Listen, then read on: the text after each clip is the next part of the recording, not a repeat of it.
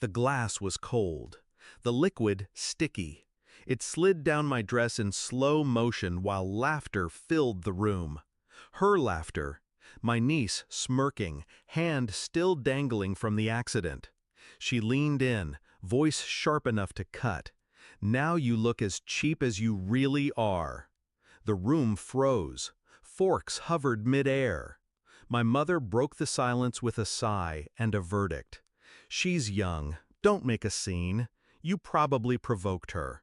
Then she turned to my niece, her lips curved into a smile reserved only for the golden child. "It's fine, sweetheart, fine. On my birthday, fine." As the stain spread across the one thing I had allowed myself to wear, the one thing I bought without guilt. Fine, while my mother's eyes cut into me with the same silent accusation they always carried. Lesser, disposable, replaceable. I said nothing. I didn't cry. I smiled, because they had no idea the cost of what they had just done. It wasn't always this way. I used to believe family was armor. My sister and I grew up in the same bedroom, whispering secrets past midnight, plotting futures where nothing could divide us. But money did. It always does. She married rich. I built my life brick by brick. And when cracks showed in her perfect marriage, she leaned on me. I co-signed cards. I fronted bills. I became the safety net she never admitted to needing. Her daughter grew up watching that imbalance, watching her mother lean and me carry. And in her spoiled little head, it twisted into superiority. So, when that drink hit me, it wasn't just soda. It was years of disdain, years of being the invisible backbone. The betrayal wasn't sudden, it was steady, little things. My niece borrowing my jewelry and never returning it. My sister brushing off debt like lint from her designer coat. My mother's voice always excusing them, never me. But that birthday night, watching their faces, I knew. They thought I was powerless. They thought kindness meant weakness. That was the last mistake they would make with me. I waited until the house was silent, the laughter gone, the wine glasses abandoned, and I sat at my desk, calm as stone. 2 clicks. That's all it took to sever my sister's credit lifeline.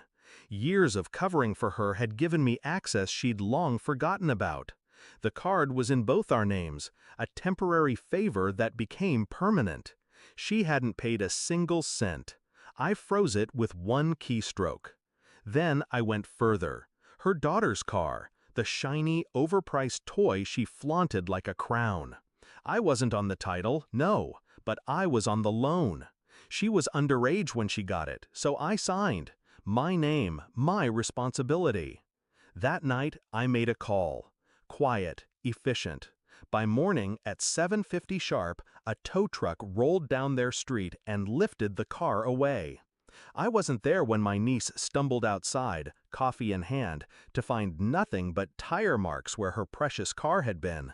But I heard the screaming later, through the phone, through the chaos. My mother's voice trembling now, not calm. "What did you do?" I stayed measured. "What you taught me." Nothing. The downfall was quick. Without the credit card, my sister's fragile image cracked.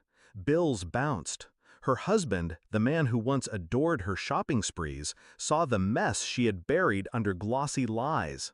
Without the car, her daughter was grounded. No more parties, no more sneering selfies in leather seats. Suddenly, she was ordinary, and ordinary burned her worse than any drink she could throw at me. The confrontation came days later, my sister pounding at my door, eyes wild. "You ruined us!" I didn't flinch. I stopped saving you. My mother tried too, calling, pleading, demanding. But her words held no weight anymore. She had made her choice when she told me to let it go. So I did. I let go of all of them. The most satisfying part wasn't the silence that followed. It was watching them scramble, finally feeling the floor they thought was solid collapse beneath them. And me? For the first time, I stood still, unburdened, untouched. They thought betrayal was a game only they could play. They forgot I always paid the bills, and I knew exactly where to cut the wires. Now when I think back to that moment, the drink, the laugh, the sting of my mother's dismissal, I don't feel anger, I feel clarity.